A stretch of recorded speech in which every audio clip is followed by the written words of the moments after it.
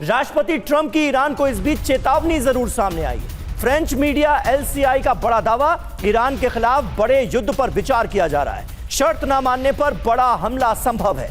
Trump से बातचीत के बाद यह बड़ा दावा किया गया है फ्रेंच मीडिया एलसीआई की तरफ से। तो ईरान से युद्ध में अमेरिका को भारी नुकसान की भी जानकारी है। अमेरिका से युद्ध पर आईआरजीसी ने बड़ा दावा किया है। 17 सर्विलांस और कॉम्बैट ड्रोन नष्ट किए गए। आईआरजीसी की तरफ से यह बड़ा दावा। यह भी कहा कि F-15 P-8 एयरक्राफ्ट तबाह किया गया है। C-17 और 8 रिफ्यूलिंग एयरक्राफ्ट भी तबाह किए गए हैं।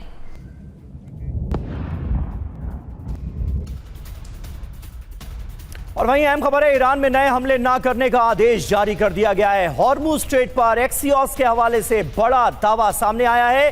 राष्ट्रपति ट्रंप ने आदेश जारी कर दिया है। ओमान में हॉर्मुज खोलने पर वार्ता को लेकर खबर है। ट्रंप बोले कूटनीति ही बेहतर रणनीति है।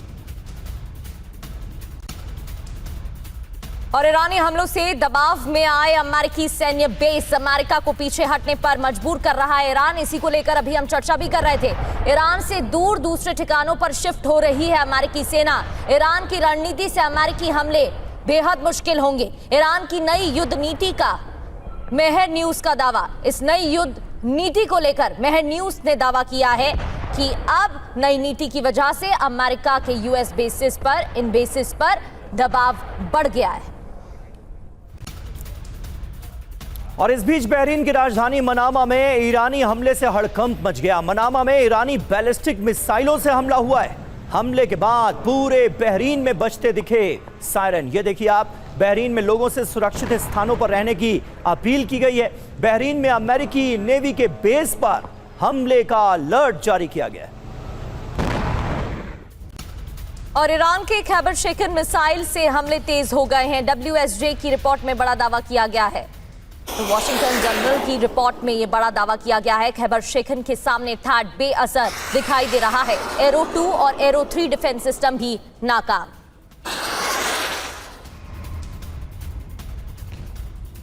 जी हां, ऑपरेशन खैबर शेखन 2 ईरान की नई रणनीति क्या है, ये आप जरा समझिए। दरअसल अब ईरान की तरफ से यह तय किया जा रहा है कि अलग अलग रूट से अटैक किया जाएगा। ड्रोन के साथ डेडली कॉम्बिनेशन बनाया जाएगा। तेजी से दिशा बदलती है शेकन। आईआरजीसी का दावा क्या है इसे लेकर? खैबर शेकन के सामने थर्ड जो सिस्टम है, एयर डिफेंस सिस्टम है, वो बेअसर साबित होते हैं। एरो 2 और एरो 3 डिफेंस को भी ये भेज सकती है। खैबर शेकन 2 की ताकत देखिए। मध्यम दूरी की बैलिस्टिक मिसाइल है, बहुत घातक बैलिस्टिक मिसाइल है। 1450 किलोमीटर तक ये हमला कर सकती है। मिसाइल शील्ड को भेदने में सक्षम है। स्पीड है इसकी 9500 किलोमीटर प्रति घंटा। 1500 किलोग्राम हाई एक्सप्लोसिव वॉरहेड ये ले जा सकती है।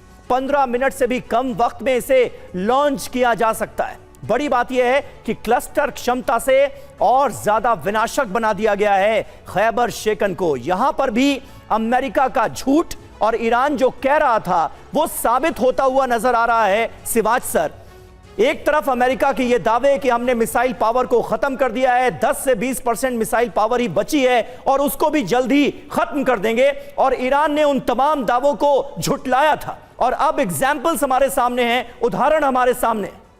हाँ बिल्कुल, देखो शमीर, लग ऐसा रहा है कि अगर दोबारा राउंड स्टार्ट हो जाता है तो मुझे लगता है फिर ईरान का पलड़ा भारी होगा।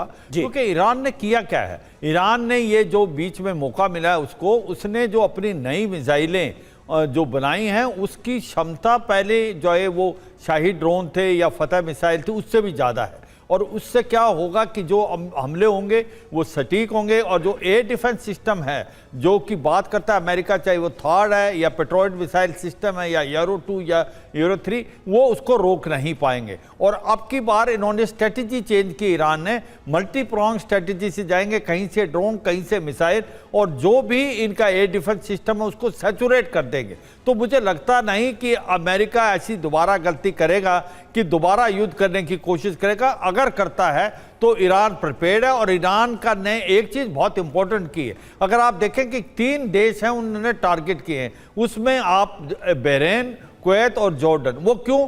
बहरीन के अंदर आप देखिए 5th नेवल फ्लीट है, उसको कहते हैं 60 से 70% उन्हें डिस्ट्रॉय कर दिया ईरान ने। और आप देखें कि जो कुवैत में अली अल सलाम जो एयर फील्ड है, जो कि बहुत बड़ी एयरफील्ड मानी जाती है अमेरिका की, उसमें भी बहुत ज्यादा क्षति हुई है। और इसी प्रकार से जॉर्डन में, ये नजदीक भी हैं, इन पे सरप्राइज फैक्टर भी है, और इनके अंदर जो भी मिलिट्री बेसिस है अमेरिका की, उनके ऊपर भारी नुकसान हुआ। तो मुझे लगता है कि स्थिति जो है वो ईरान के अभी भी पलड़े में है। ईरान ने दो और चीजें जो की हैं, इसमें कोई शक नहीं, स्ट्रेट ऑफ हॉर्मुज को ब्लॉक कर दिया। इससे आप एनर्जी सेक्टर में देखें $100 पर बैरल के करीब रेट पहुंच गए हैं ऑयल के। ऊपर से बब अल मंदेब, जहां से सऊदी अरेबिया ईस्ट वेस्ट जो पाइपलाइन थी जानबूझ से अपना ऑयल बेचता था, वो भी बंद हो गया।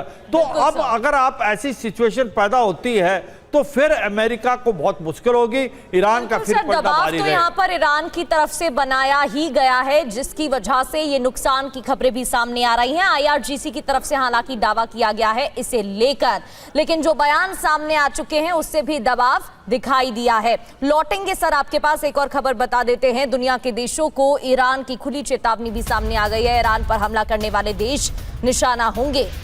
टारगेट पर अमेरिका, इजरायल के मददगार देश। ईरान के पास आत्मरक्षा का अधिकार सुरक्षित।